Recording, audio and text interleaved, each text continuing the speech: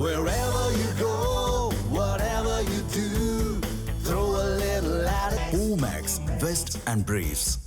Iran போர் மீண்டும் முழு வீச்சில் நடைபெற்று வரும் நேரத்தில் ஈரானின் இராணுவ தளங்கள், ஏவுகணை சேமிப்பு, மாற்று ஏவுதளங்கள் மற்றும் மின்சக்தி நிலையங்கள், பாலங்கள் உள்ளிட்ட உள்கட்டமைப்புகளை குறிவைத்து அமெரிக்கா தாக்குதல்களை நடத்தி வருகிறது.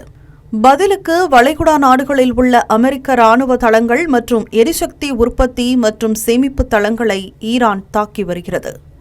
இதற்கிடையே ஈரானுக்கு ஆதரவாக ஏமனில் செயல்பட்டு வரும் ஹவுதிகள் சவுதி அரேபியா மீது ஏவுகணை தாக்குதலை நடத்தியுள்ளனர்.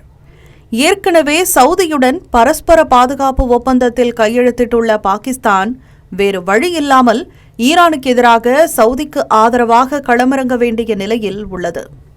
அமெரிக்காவுக்கும் ஈரானுக்கும் இடையே தற்காலிக போர் நிறுத்தத்துக்கான புரிந்துணர்வு ஒப்பந்தம் ஏற்பட இடைத்தரகராக பணியாற்றிய பாகிஸ்தான், சவுதி அரேபியா மற்றும் வளைகுடா நாடுகள் மீது ஈரான் ஏவுகணை தாக்குதல்களை நடத்தினால் அது சிவப்பு கோட்டை தாண்டுவதாகும் என்று கடுமையாக எச்சரித்துள்ளது.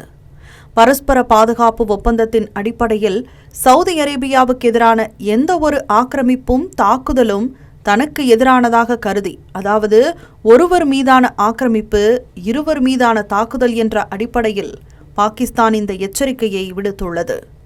வளைகுடாவில் ஈரானின் தாக்குதல்கள் அதிகரித்து வரும் நிலையில் போர் பாதுகாப்புக்காக உலகின் ஒரே இஸ்லாமிய அணுசக்தி நாடான பாகிஸ்தானுடன் குவைத் பேச்சுவார்த்தை நடத்தி வருகிறது.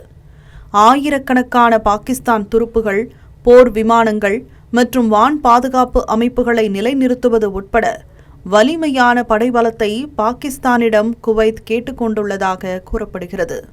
இதற்கு பதிலாக மேம்படுத்தப்பட்ட எரிசக்தி ஒத்துழைப்பு மற்றும் முதலீட்டு உதவிகளையும் மற்றும் பிணைக்கப்பட்ட எரிபொருள் சேமிப்பு வசதிகளையும் பாகிஸ்தான் எதிர்பார்ப்பதாக கூறப்படுகிறது.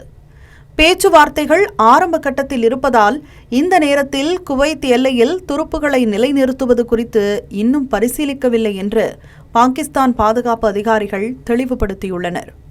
முன்னதாக 2023ஆம் ஆண்டு முதல் பயிற்சி மற்றும் கூட்டு பயிற்சிகளுக்காக பாகிஸ்தானுடன் மிகவும் வரையறுக்கப்பட்ட பாதுகாப்பு ஒப்பந்தத்தை குவைத் ஏற்படுத்தியுள்ளது. பாகிஸ்தானும் குவைத்தும் ஒரு பாதுகாப்பு ஒப்பந்தத்தை இறுதி செய்ய முடியுமா என்பதல்ல கேள்வி. மாறாக அதனால் வரும் விளைவுகளை பாகிஸ்தானால் தாங்க அல்லது தவிர்க்க முடியுமா என்பதுதான் முக்கியமான கேள்வியாக உள்ளது. இந்த மாதிரி யூஸ்ஃபுல்லான இன்ஃபர்மேஷன்ஸை தெரிஞ்சுக்க தமிழ் ஜனம் சேனலை சப்ஸ்கிரைப் பண்ணுங்க.